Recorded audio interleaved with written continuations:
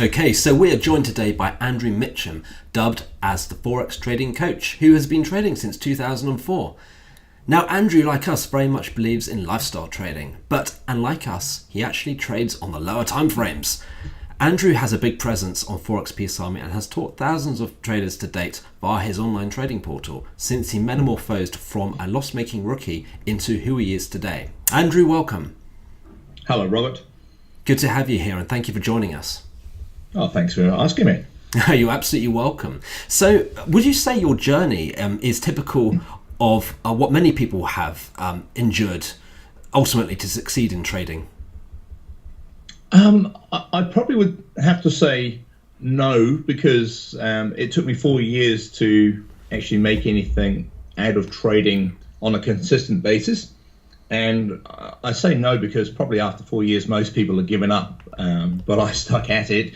And luckily I did, because now it becomes, it's my life. So I'd have to say no for that reason. I think people just give up way too easy. I was in a position that I didn't have to, and I was determined to make it work.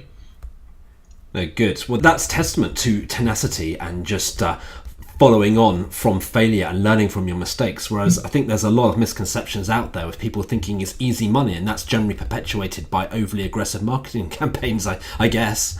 Yeah, that's right. And when I started, I suppose, in all honesty, a lot of that over aggressive marketing wasn't there.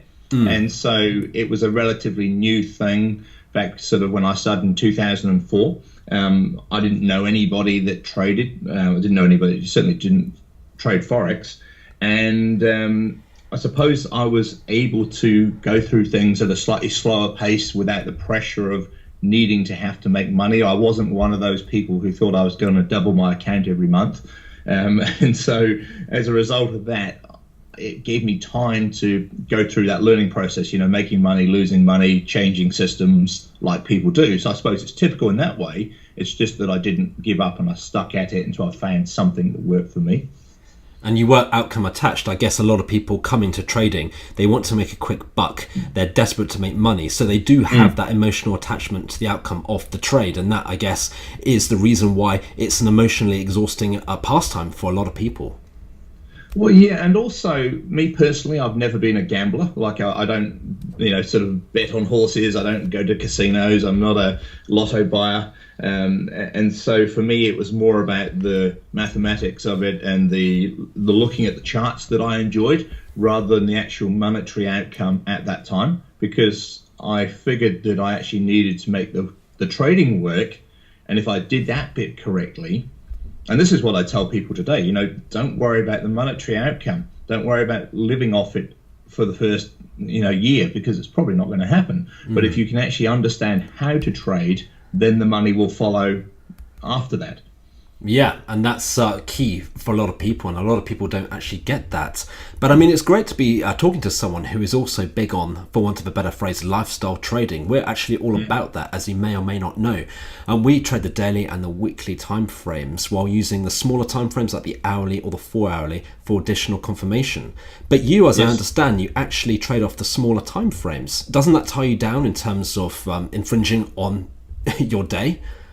No, it doesn't. I mean, I also trade the monthly and the weekly and the daily like you, but I also, from time to time, scale down to shorter time frame charts. Probably the shortest that I trade normally myself would be a 4-hour chart, but I've also created some software on MT4 that allows me to trade offline charts, such as like 6-hour, 8-hour, and 12-hour charts. And those just give me additional different time frames to trade. But generally with those, I'm only trading them twice a day. I'll look at 5 p.m. New York time, like we all do when the daily chart closes. And then I'll look at 5 a.m. New York time. And so at that time, I can look at 4-hour charts, 6-hour, 12-hour, and daily at the 5 p.m. close. And then at 5 a.m., I can look at the 4, 6, and 12, because they all change over at the same time. So I'm only ever looking for a potential trade setup upon the completion of a candle. And if I wanted to trade during my daytime, then I could look at maybe 1 or 2 of the 4-hour closes. But I don't stress if I can't take them. If I'm doing other things, it doesn't matter. But no, that's all very well and good. I mean, with the 8 hours, I mean, it's very seldom I meet someone who trades the 8-hour time frame. What was the motive behind that? Well, when I created the offline chart software for MT4, and basically all it is a script that takes the 1 minute charts and multiplies them by X amount of minutes to create a candle. So, 360 for 6-hour charts or 720 for 12-hour charts. I just decided let's try an 8-hour chart and see what it looks like. And, from time to time, it does give us some very high quality candle setups. And again, if I don't take an 8-hour chart in the day, it's not like I'm sitting there waiting 3 times per day for them to close. It's just that if I happen to be at my computer at the time that they change over, then I'll go and have a look.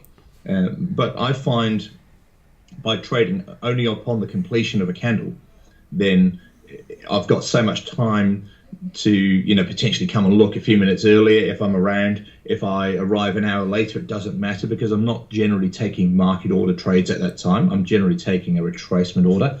So very rarely does it actually sort of retrace perfectly within the first few minutes and then go in my direction. So I've got plenty of time.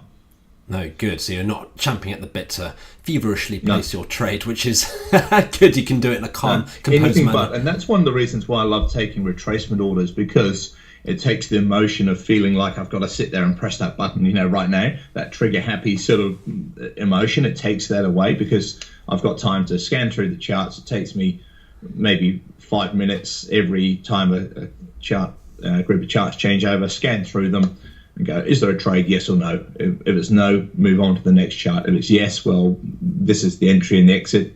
It's very easy with the method that I use, but it's using a retracement order, so I don't have to be sat there, getting into a market order at that time. Good. Well, that's all about that, just removing the emotion from the trading, and anything that can do that, certainly from my experience, is a winner. Yes. For those people who don't know much about what you do, Andrew, I know you've got a big presence on Forex Peace Army, but tell us about your trading style and how it separates you from the other people online. Sure. Okay, so it's definitely technical based. I look at Forex Factory at the calendar once a day just to have a look, but it doesn't really, at the high impact news announcements, but they don't affect my trading. It's more to be aware of what's happening. But for me, it's about, a lot of it's using overall strength and weakness and try to trade continuation patterns or reversal patterns, 2 very simple patterns. And I find that the more simplified your trading can be, the better, because ultimately the price is going to go up, down, or sideways. And so I like to look for, let's say we were taking a buy trade, I like to see a pullback downwards first and then a bullish pattern as a reversal.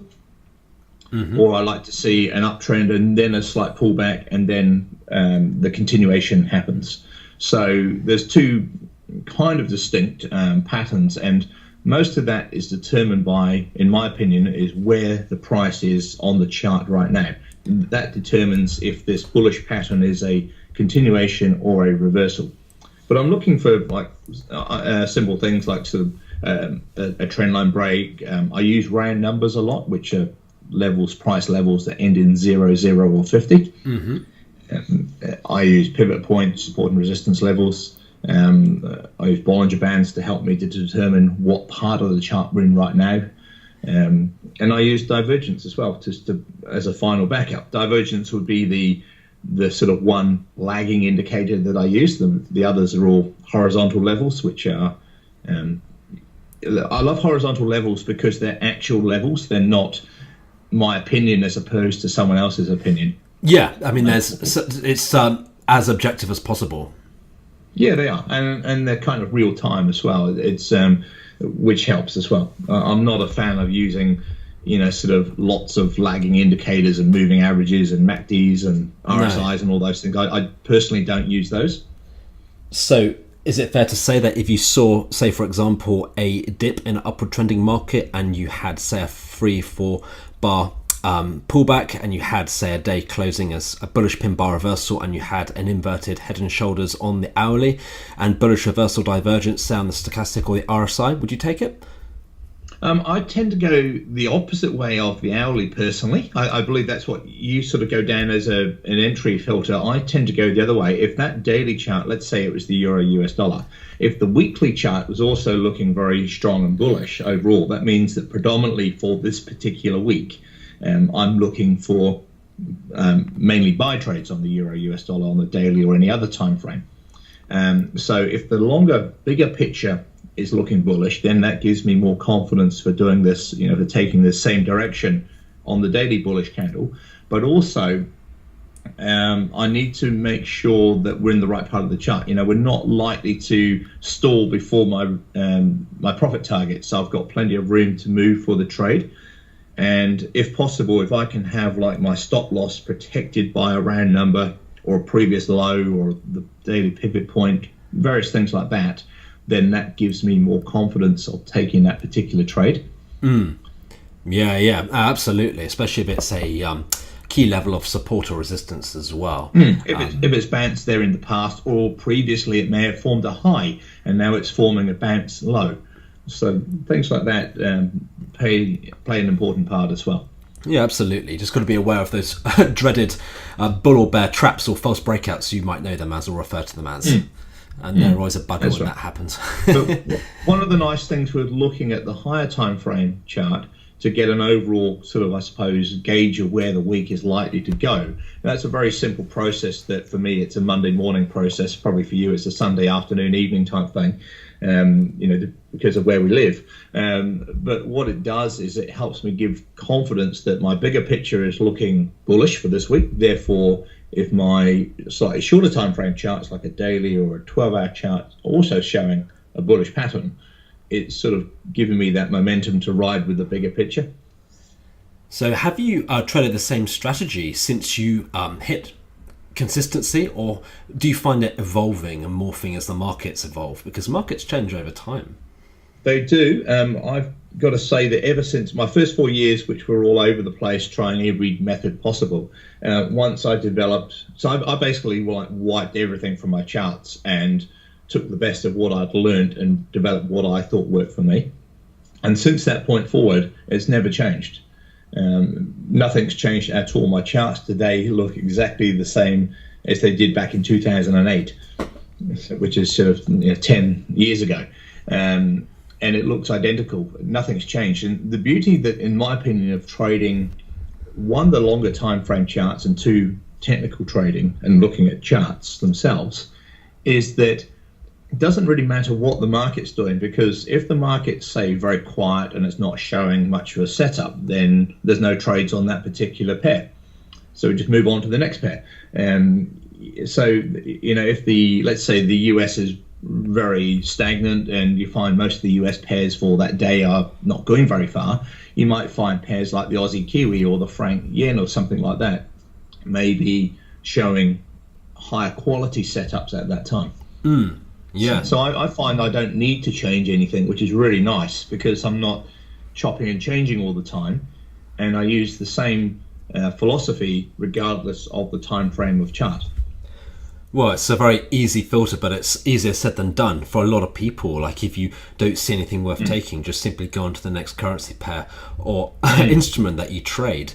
Easy in theory, I guess, but certainly when people, I remember back in the days when I was new to trading, I would look at a chart and I almost felt entitled to trade because I'd bothered to go to a training or read a few books, and the longer I would look at the chart, the more I wanted to place a trade. And it's like one of those kind of magic eye books. After you look at the chart for like minutes, you would be more likely to see a trade. Whereas if you went away for a walk and you came back to the same chart, you'd probably wonder, what on earth did I see?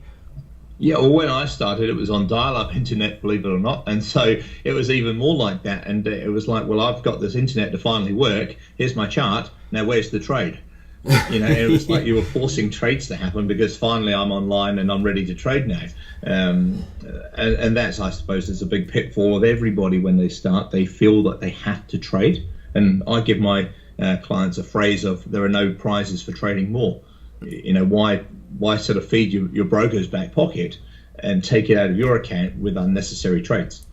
And I suppose I'm guessing, find the same, that the beauty of the higher time frame charts is the reward to risk of the trade is generally so much greater than trading a 15-minute chart, let's say. So therefore, I don't need to take so many trades.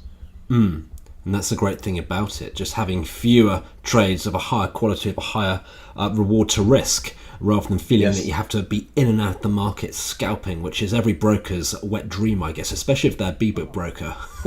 Yeah, they'd love it, yeah. So in terms of the trades you do place, I mean, do you risk the same per trade? Is it by, say, a fixed percentage or a monetary amount per trade, or do you so I always risk a maximum of 0.5% to 0.5% of my account per trade. And so I don't ever count my success in pips. I would honestly have zero idea how many pips I make. I have no idea, because to me it doesn't matter. I can't go to a shop and buy something in pips. No. But and so I've always looked that when I actually changed that philosophy around, rather than saying I'm going to place 0.1 lots or 1.0 lots on a trade just because that's what I think I should do. When I realized that if I actually calculate my position size according to my stop loss, and it depends, of course, on the currency pair you're trading, because each pair pays different amounts. And once I actually realized that if I'm risking 0.5% on this trade, here's my stop loss, therefore my lot size is this, that just made life so much easier, because every trade now becomes equal. And it takes emotion out. People go, oh, but I can't trade a daily chart because my stop loss needs to be 90 pips or whatever it needs to be. And to me, well, it doesn't matter. You're controlling your position size that you take to ensure that your stop loss, if it gets hit, you lose X% of your account. Because then it doesn't matter if I'm taking a monthly chart trade or a 4-hourly chart trade. They have equal risk. So therefore I can sleep at night, leaving trades open like on a monthly chart if they need to for several weeks. And it doesn't matter, because I have my risk controlled. And that's the great thing about positive reward to risk, when people can just rationalize in their mind by saying, hey, I've risked 1% of my trading account, or 2%, in order to pursue an outcome which could potentially have, say, 6 or 8%, then certainly from my experience, trading will become much more peaceful for a lot more people. Yes, and the only, I suppose, slight negative for some people then is you then need to have confidence in your system, especially if you're trading a longer time frame chart, to leave the trade in, to actually fulfill that profit target. That's one of the things I found some people do struggle with if you're trading, say, like a weekly chart as an example. Whereas for me, if I'm on a daily chart, which is still my favorite time frame chart by far, I still personally close all my trades on a daily chart or lower before the end of the week. Good. Well, whereas a weekly chart or a monthly chart especially, I'm happy to leave them in if I see reason to do so. Well, they're the best kind of trades. Literally, the epitome of set and forget. But in terms of trade management, I mean, do you scale in or scale out, or do you just have a fixed percentage and you just let it run? So occasionally, if I see, let's say I see the price getting to a certain level on a daily chart that hasn't got to my profit target, and I then see maybe like the change in sentiment, let's say that Euro US dollar trade, let's say it's been in for 2 days and it's getting close to my profit target, but now I'm suddenly seeing weakness in the Euro US dollar on the daily chart. At that point, I generally then would say, look, this potentially might be pulling back. I'll close out a part of the position at that point. Okay. So that's my potentially scaling out of trades. So I generally only would do that once. And scaling in, I'd either, on a daily chart, I'd take a market order and a retracement order. Purely because on a market order, on a daily chart, sometimes it does not reverse, and so therefore I don't want to pick the direction perfectly and see the trade take off in my direction, but it's not reversed and got my retracement order filled.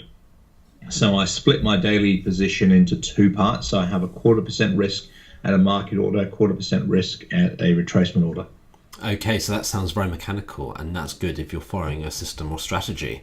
Kind of paint by numbers I almost. use fib levels for my extensions for my profit targets and my stop losses. So it's not like I'm ever, I suppose, discretionary on my exits either. It's very mechanical. And the only time I would adjust things is if I see a round number nearby. I might just bring my stop loss a little bit further away, or my profit target a little bit closer, depending on if there's an obvious round number or previous high or low that I can take advantage of. Well, that sounds great. I mean, the more mechanical, the better. I mean, I imagine from the vantage point of, say, students who, when their mentor tells them or does something contrary to what they've explained in the manual or the course material, and they just rationalize it by saying, oh, I just had a feeling about this, or it was just discretionary. There can't be anything more frustrating from the student's perspective if it was just... Yeah, that's right. And that's why I've always stuck to that. And that's why I believe it works, because it then doesn't become my opinion. It becomes, oh, this is where it needs to go and why. And it's because of the way the strategy is. And that's what people want, and that's exactly what people should get, in my opinion. Yes. In terms of a trusted mechanical system. Well, I suppose that's why over the years, we've just gone past 9 years of coaching last about sort of 3 weeks ago. And, over those years I've taught, many thousands of traders in 58 countries. And I suppose that's why it works, because it is still the same, and it is quite simplified and mechanical, and therefore we're all taking the similar trades at the same time. It's not discretion involved. It's not like one client took this trade and the other one thought, oh, that was a horrible setup, I would never take it. It doesn't work like that. Good. Well, that's exactly what we're all about as well, rather than this kind of cloak and dagger approach, which I know some mentors in the industry, you talk to their students and one student will say the other to the other, and it's never very convenient for longevity. No. So you've been trading for a long time now, since 2004. Did you have a mentor originally, or did you roll with the School of Hard Knocks? I'm suspecting the latter, actually. It pretty much is. I did do one course up in Auckland, here in New Zealand. It was a day course. I heard it on a radio, and I thought I'll go. That's what got me into Forex, to be honest. So I can't really knock it, because it was what started the interest. The course was pretty rubbish when I think back at it, but I didn't know anything else at the time. And apart from that, no, I subscribed to a few signal services and a few technical like news feeds and bits and pieces when I was learning, but I've never had any other mentor. Like, no one taught me. It is the School of Hard Knocks, trial and error, and basically figuring out what worked for me, what I could see on the charts as patterns, and it's bouncing here and why is it bouncing here, and basically sort of compiling the strategy from there. Well, that's a testament to. It took you how long to become consistent? A couple of years, 3 years, 4 years? 4 years. 4 years, really. Okay, so that's pretty good going. I mean, some people, they take 10 years and they're still not profitable. Whereas some people who we've mentored get it like in a year or 2 years. You can never prejudge like a student. I mean, sometimes the least likely prospects really get it, and some of the most likely prospects don't. And that's the funny thing. So yeah, I'd agree with that. Absolutely. And, I've taught people from all ranges. I've had people that have been trading, like I said, for 10 years, and they've come to me and then they finally got it. And I've had, because they like the strategy, and I've had people that have been trading for a long time, and they keep bringing their old habits into it. So there's no you can't really sort of predetermine what's going to happen. But likewise, I've had people who are very computer illiterate, but just read everything. They ask questions, they study, they attend webinars, all the the information I provide in the course, and it may take them a little bit longer sometimes, but then they're just flying, and you go, wow, that's an amazing transformation, that you've just suddenly picked up this amazing skill for spending a couple $1,000s as an investment in yourself, and now look at you, never look back. Well, it's always nice to have students like that, and a testimony. Absolutely. So you have quite a big presence on Forex Peace Army, and you're very generous with your materials. So why are you so generous? Do you find that a lot of people get used to receiving free stuff and they don't actually want to commit to like a paid service? Yeah, like I get a big mixture, to be honest. One thing that I found from a personal point of view is, because I place specific trades on my membership site for my clients anyway, So to extend that and have a basic version of that on a daily presence on Forex Peace Army and other sites, what it's done is a few things. One, it's kept my own trading really sharp because I have to put my name to that information each day. So I found that I know you call the lazy trader, but I find that I don't get lazy. You know, I'm still I still enjoy like the leisure of trading, but I find that because I teach people and I have to be like the teacher of the group, it's actually benefits my own trading because it keeps my own trading sharp. Yeah, good. The giveaway information is, you know, it helps a lot of people, which I enjoy doing, but it also obviously brings a lot of people to me. So when I've developed other things like a managed funds and a copier service, which I've started recently, you know, there's a number of people that go, yep, I want to do your coaching, and I'm happy to pay for it because I think it's good. There's a number of people that go, thanks for the free stuff, and I'm never going to pay for coaching. And you know, and that's life. There's a number of people that you can give them everything for free and they still won't use it, and you know, they're not the right people for me. No, it's good. It's like a filtration process. A number of people that have, you know, had free stuff for years and years, and then all of a sudden they go, do you know what? I've tried everything under the sun. It's not working. I'm going to give you, you know, you're my last shot. And I've had quite a number of people like that who then go, thank God I've done it, but why didn't I do it years ago? So, yeah, there's a full range of people out there. But I suppose it's built up my name and reputation of reliability and honesty in the market. And when I've started something new, it's then, I suppose, allowed me to go to people and go, hey, look, I've started this copier service. You may not want to do the coaching or you can't afford the coaching, but this may be for you. Oh, good. And what better than Forex Peace Army? I mean, they're a great brand. I mean, we've got a lot of time for Forex Peace Army. There've been quite a few copycats since, trying to do what the Forex Peace Army do, but unsuccessfully. So that's fantastic, Andrew. I mean, it sounds like you have done very well over the past, dare I say, 15 years. And thank you very much for your time. So for those people who want to find out more about you, where can they find out more? So if they go to my website, which is theforextradingcoach.com, that's got all my contact details on there, or people can just email me, andrew@theforextradingcoach.com.